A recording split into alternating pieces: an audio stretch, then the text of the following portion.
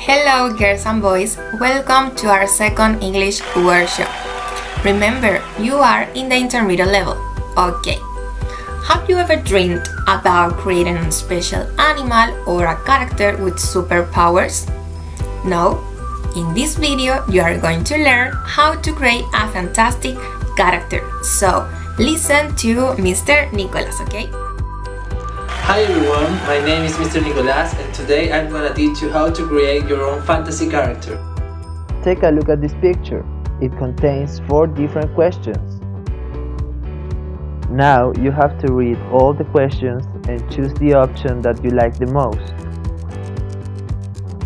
The first question says, which animal would you be? And I'm going to choose dolphin. The second question says, do you prefer? And I'm going to choose pizza. Notice that each option has a different characteristic that you are going to use in the creation of your fantasy character. Now that I have read all the questions, I'm going to draw my fantasy character. As I chose dolphin in the first question, my character has super intelligence. In the second question, I choose pizza. Therefore, my character is a giant. For my favorite color, I choose dark blue, so my character can fly. And in the last question, I chose the outer space, which is where my character lives.